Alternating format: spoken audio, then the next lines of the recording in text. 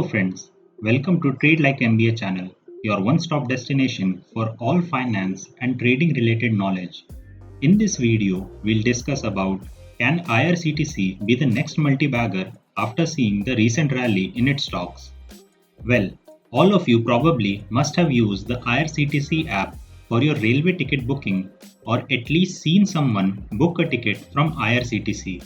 IRCTC or the Indian Railway Catering and Tourism Corporation is the only entity authorized by the Indian Railways to promote catering services, railway tickets online, and packaged drinking water at the railway stations and the trains in India.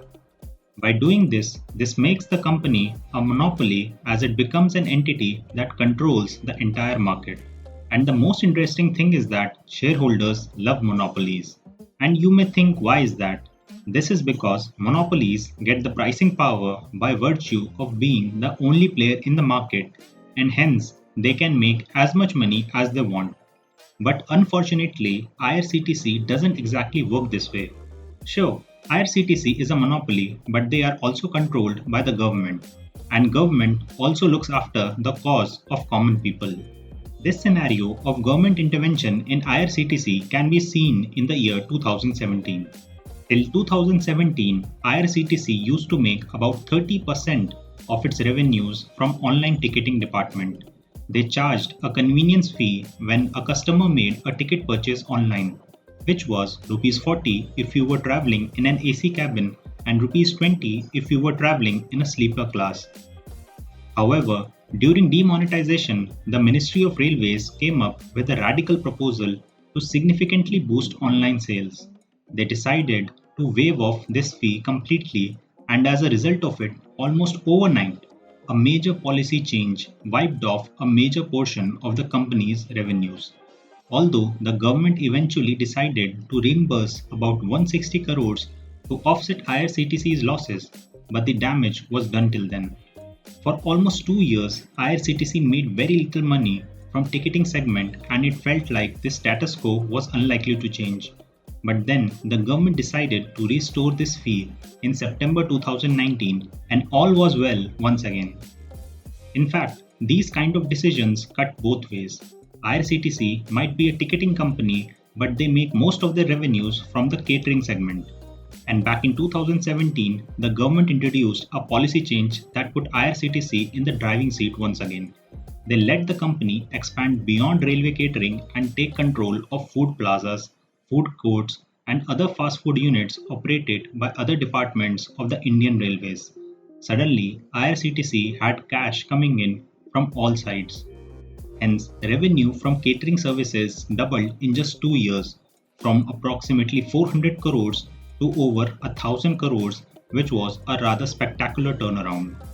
In fact, it seems a completely new line of business can open up seemingly overnight sometimes. Consider, for instance, the introduction of the Tejas Express, what is now being dubbed as India's first private train. Technically, Tejas isn't exactly privately run. In fact, the Indian Railways does all the heavy lifting, which is extending the physical infrastructure to operate the train. But all of the other services, including ticketing facilities, parcels, catering, housekeeping, is contracted to private players through IRCTC, and as these initiatives have now gained momentum, IRCTC is in the pole position to reap the benefits. So as you have seen that policy changes can act as a double-edged sword. Sometimes a policy change can impact IRCTC's revenue prospects, and on the other occasion, some other policy change can benefit the interest of the shareholders too. So which policy change will happen next is anybody's guess, and no one can predict it accurately. So if the monopoly status doesn't explain the inexplicable rise of IRCTC, what does? And can this momentum sustain to make IRCTC a multi-bagger in the coming years?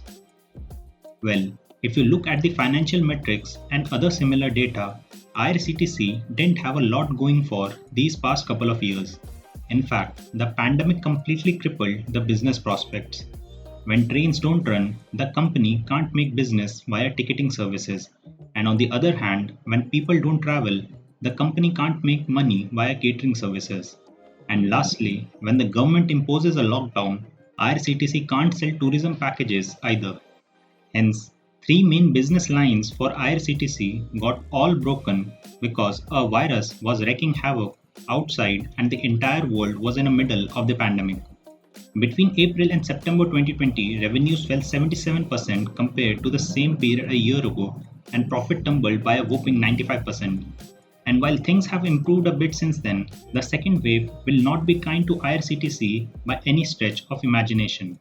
The exact damage done by the second wave is yet to showcase in the quarterly results of IRCTC. However, despite all of this, the company did have some things going for it in its favor. For starters, the government reimposed the convenience fee back in 2019. That definitely helped margins even as revenues tumbled in the recent past. Also, the pandemic forced people to buy tickets online, and analysts now believe that this trend may hold even as the pandemic subsides. Along with this, there is an expectation that the catering segment will grow in a big way with a revision in the pricing structure.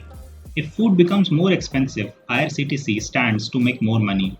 Also, as the company expands its footprints by adopting more food plazas, its prospects will improve alongside this expansion. Finally, one has to also acknowledge the fact that the government has committed more money to the railway sector than ever before.